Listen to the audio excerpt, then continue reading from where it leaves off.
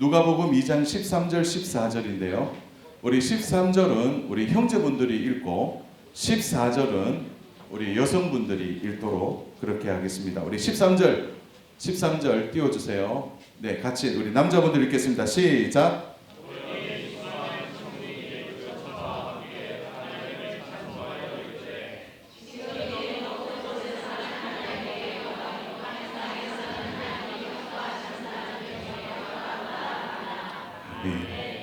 네, 우리 교회에 여성분들이 훨씬 더 많습니다.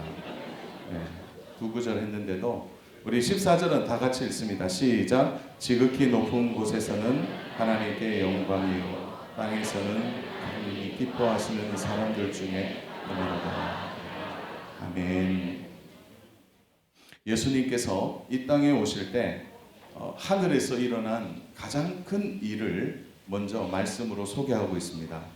수많은 천군 천사 13절에 보면 수많은 천군이 그 천사들과 함께 하나님을 찬송하여 이르되, 여기서 호련이라는 13절의 단어가 나오는데요. 이 단어를 정확하게 번역하면 때입니다. 때. 자, 그러면 이때가 언제냐? 천군과 천사들이 크게 찬송할 이때는 누가 이 땅에 오신 것입니까? 예수 그리스도가 이 땅에 올 때 하늘에서 이뤘던 첫 가장 귀한 일은 천사와 천군들이 하나님을 찬양한 일입니다. 찬양으로부터 예수님의 탄생이 시작되었고, 예수님의 탄생을 본 첫 목격자인 목자들도 한 일이 무엇입니까? 우리 읽어보진 않았는데요. 20절입니다. 우리 20절 띄워주세요. 같이 읽습니다. 시작. 목자들은 자기들에게 이르던 바와 같이 듣고 본 그 모든 것으로 인하여 하나님께 영광을 돌리고 찬송하며 돌아가니라. 자, 오늘 이 대목에서 첫 목격자인 목자들이 한 예수님, 아기 예수님을 만난 반응은 찬송이었습니다.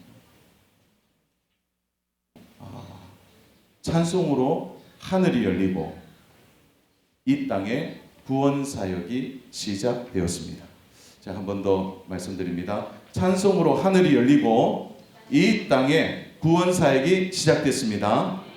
이것은 찬양이 주는 놀라운 은혜이죠. 조금 이따가 얘기하겠지만 하늘이 열리고 이 조선 땅에 복음이 들어와서 찬송이 이 구원의 놀라운 사역들을 감당했습니다. 이 조선 땅에. 이로 인하여 개종한 유대인들은 예배 때마다 150편의 시편을 가지고 찬송하는 찬양시를 지었습니다. 이것이 종교개혁을 거치면서 칼빈이 제네바 시편가라고 해서 예배 때마다 시편을 중심으로 찬송가를 번역하게 되었고, 그것이 예배 때마다 불렸습니다. 그리고 19세기 후반 우리가 잘 아는 미국의 대부흥운동, 신앙 부흥운동의 물결을 타고 그때 나온 것이, 한번 따라서 해볼까요? 복음 찬송가. 그 복음 찬송가가 바로 오늘날의 찬송가의 모태가 됩니다. 자, 그러면 오늘 하늘을 열고 구원 사역을 시작하는 첫 목격자인 목자의 찬양이 오늘 우리들에게도 추수감사절을 열고 하나님 앞에 한 해를 마무리하며 감사하고 찬양하는 이 좋은 날에 그래도 우리가 찬송가 유래를 조금 알아야 되지 않겠습니까? 저는 이 찬송가 유래에 대해서 먼저 많은 자료들을 고신대 교수님으로 계시는 이상규 교수님의 자료를 제가 몇 가지 좀 인용하고, 오늘 그래도 우리가 찬송가를 부르는 가장 중요한 유래들, 또 한국에 찬송가가 어떻게 들어왔는지에 대해서 잠깐 말씀을 나누고 오늘 뒤의 시간들을 좀 가지려고 합니다. 누가복음 2장의 역사처럼 이 땅의 구원 사역이 시작될 때 가장 활발하게 이루어졌던 것이 두 가지가 있었습니다. 한번 따라서 볼까요? 성경을 번역하는 일. 두 번째는 하나님을 찬송하는 찬송가를 만드는 일. 찬송하는 찬송가를 만드는 일, 요 두 가지예요.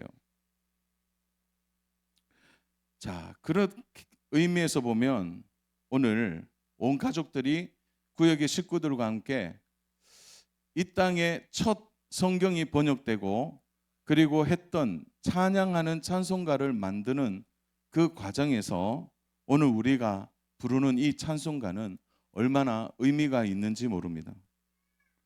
그러면 우리나라에 복음이 들어오고 가장 많이 부른 찬송가가 뭘까요? 누구나 한번 생각해 봤을 겁니다.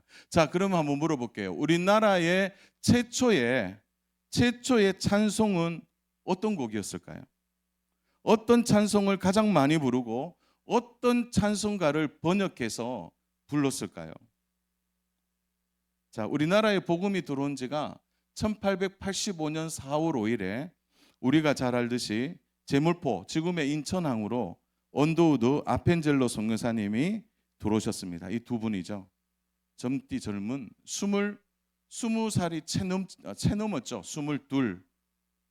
그리고 아펜젤로 선교사님이 26인가 아마 그렇게 됐을 겁니다. 이들이 들어와서 성경을 번역하고 찬송가를 정리하게 됩니다. 여러분, 그래서요 1885년에 들어왔잖아요. 그리고 5년 만에 첫 번역 찬송가가 나오는데 1890년에 가장 번역을 시작해서 가장 많이 불렀던 찬송가가 나옵니다. 근데 이 곡은 미국에 있는 와너라는 이 목사님을 통해 1859년에 가사를 쓰고 브래드 버리가 작곡한 곡입니다. 이 곡을 침례교 선교사님이었던 말콘 펜윅 선교사님이 조선으로 가지고 옵니다. 자, 이분인데, 자, 옆에 가장 많이 불렀던 첫 번역 찬송가입니다. 한번 노래 한번 불러볼까요? 우리 다 알죠? 같이 한번 불러보겠습니다. 시작. 주님 나 성경으로 내가 아오 보배 피 흘림으로 두려운 마음 없이 하오 예수시 날 하오 예수시 날 사랑하오 예수시 날 하오 성경으로 내가 아오. 혼자 연습했는데 또 막상 앞에 서니까 이게 뭐냐면은 예수 사랑하심의 첫 번역입니다. 그런데 좀 독특하죠? 가사 중에 후렴이 좀 독특하죠? 어떻게 되어 있습니까? 예수시 사랑하오.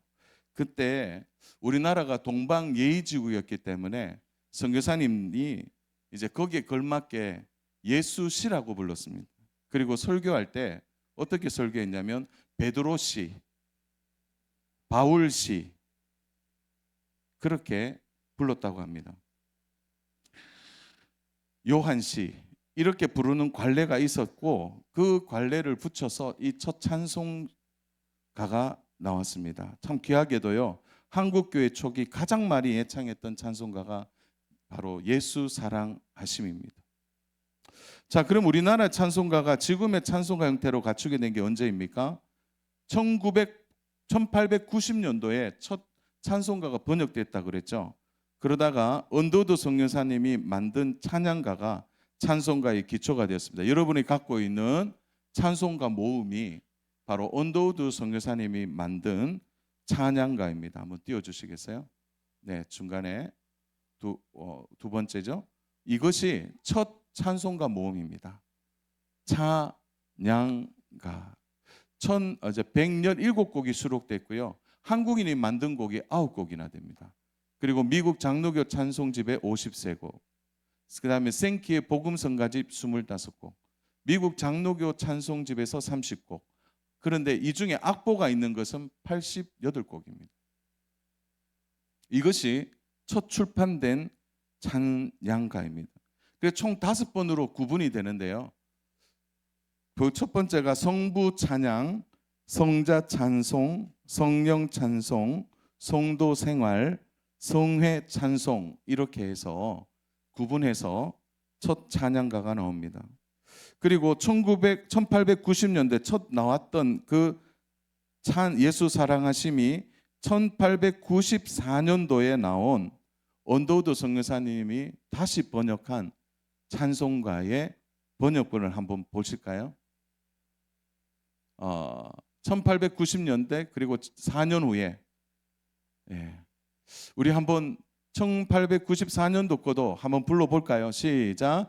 예수 나를 사랑하오 성 말씀일세 어린이 임자요 예수가 피로 샀네 예수 날 사랑하오 예수 날 사랑하오 예수 날 사랑하오 성경 말씀일세. 그래도 조금 생소하죠. 이렇게 이제 제 번역이 되어서 지금의 찬송가에 들어왔습니다. 여러분 근데 이 찬양가가 나올 때요 기독교 인구가 몇 명인지 아세요? 기독교 인구 수가 530명이었습니다. 얼마 되지 않은 기독교 인구에 이 찬양가가 나왔습니다. 어떻게 보면 아직 이거는 후순위로 밀려야 되는 거죠. 그러나 가장 우선순위에 하나님을 찬양하는 찬송가를 빠르고 빨리 정리한 이유는 한국 사람들이 찬양을 너무 좋아했다는 거예요.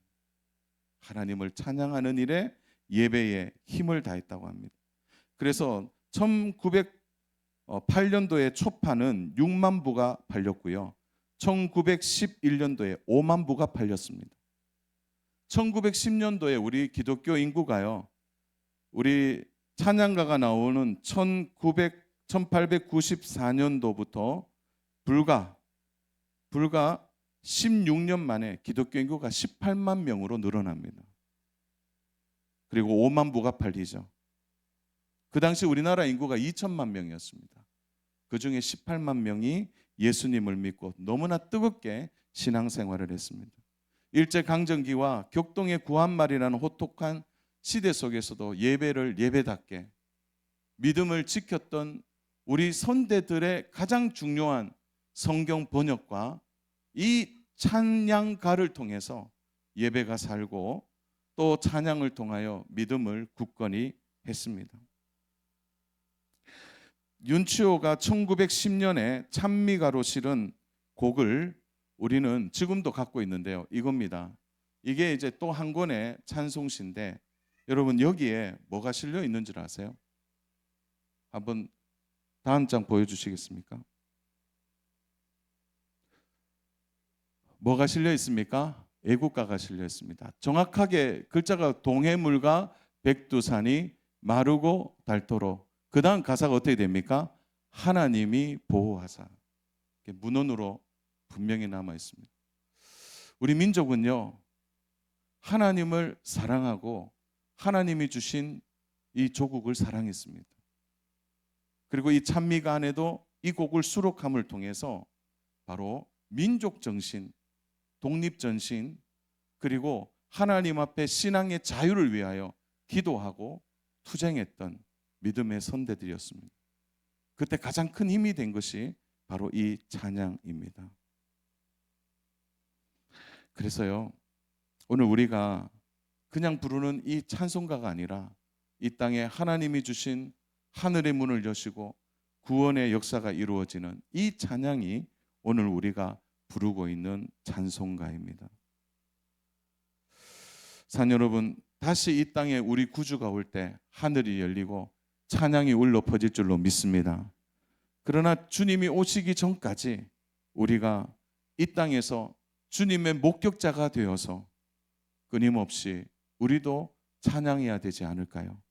오늘 목자가 아기 예수님을 만나고 난 이후에 그들이 찬양했던 것처럼 오늘 우리 모두가 하나님 주신 은혜에 대하여 찬양하고 이 땅에 구원의 역사가 들어와 찬송가의 시작과 함께 지금도 이어져 가고 있는 믿음의 너무나 좋은 이 유산, 또 믿음의 너무나 본질적인 이 찬송가를 우리가 사랑하고 함께함을 통해서 오늘 구역별 찬양 축제가 하나님께 영광이 되고 우리의 가슴에 이 찬송가가 우리의 남은 생애까지 끊임없이 불려지고 묵상되어지고 은혜로 흘러갈 수 있도록, 자녀들에게도 찬송가가 흘러갈 수 있도록 함께 힘쓰고 애쓰고 은혜를 나누는 귀한 시간 되기를 주님의 이름으로 축복합니다.